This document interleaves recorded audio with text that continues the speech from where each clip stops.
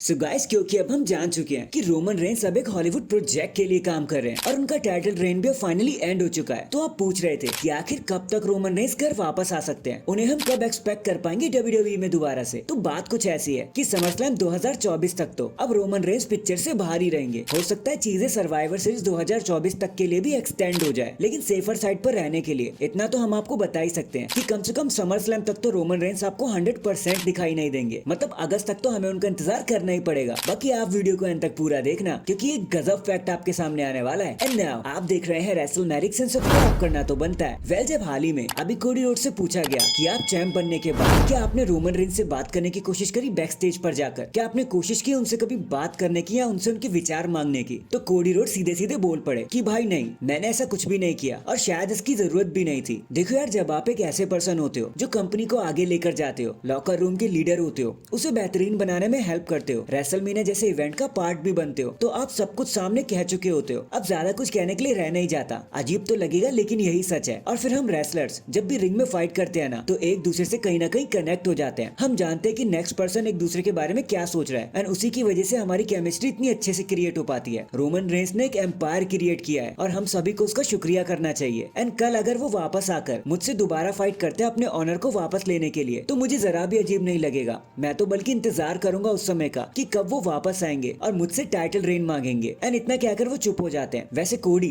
सिर्फ आप ही नहीं बल्कि हम भी जरा सा वेट कर रहे हैं रोमन रेंस का कि वो कब वापस आएंगे और आइलैंड ऑफ रेलेवेंसी पर एक बार फिर से कदम रख देंगे। तो hashtag come back soon Roman. Next Sheamus के मोटापे पर आजकल हर कोई मजाक बना रहा है। सोशल मीडिया पर न जाने लोग उनके बारे में क्या क्या कह रहे हैं। अब एक बार तो शेमस ने इसका जवाब दे दिया, लेकिन जब उसके बावजूद भी लोगों ने चुप होने का नाम नहीं लिया, तो शेमस ने एक और पोस्ट कर दिया जहाँ उन्होंने बोला कि ठीक है, जो मन करे बोल लो, जितना मुझे वेलमस बोल रहे हो या फिर टू मैनी पाइस बोल रहे हो, भाई बोल लो। और अगर फोटोशॉपिंग और बॉडी शेमिंग से आपका मन भर गया हो, तो यार मैं कॉन्सेंट्रेट करना चाहता हूँ ड्राफ्ट में कि वहाँ पे क्या होने वाला है। मैं जानता हूँ मेरा कॉल अप वहाँ से जरा सा पहले ही हो गया, इट्स माई बैड, बट हे, तब से मैं जिम में ही सोए जा रहा हूँ। सो अब देखो मैं क्या कुछ करता हूँ। बाकी आपके प्यार के लिए भी बहुत शुक्रिया। वैसे ये तो यार हमने भी महसूस किया कि ड्राफ्ट तो इसी महीने होने वाला था, तो जब शेमस इतना रुक गए थे तो उन्हें ड्राफ्ट तक के लिए क्यों नहीं रोक लिया गया। बट चलो, जो हुआ अच्छा हुआ। और हाँ, ये मजाक उड़ाना बंद करो भाई, किसी भी स्टार को बुरा लग सकता है, आखिर वो भी ह्यूमन है। तो hashtag Celtic warrior Sheamus. In the and इसके बाद सैमी ज़ेन को वर्सेटाइल रेसलर कहते हुए केनी ओमेगा ने एक बहुत ही रोमांचक बात कह दी। उन्होंने कहा कि देखो, सैमी ज़ेन WWE के सबसे वर्सेटाइल बंदे हैं, उनसे आप जो मर्जी करवा लो वो एक सेकंड में कर देते हैं। पहले वो मास्क के साथ लड़ा करते थे और तब भी उन्होंने फेस होकर कमाल दिखाया। फिर वो बिना मास्क के फाइट करने लगे और अब भी वो कमाल ही कर रहे हैं। उनकी बॉडी लैंग्वेज, उनके इमोशंस, लड़ने का तरीका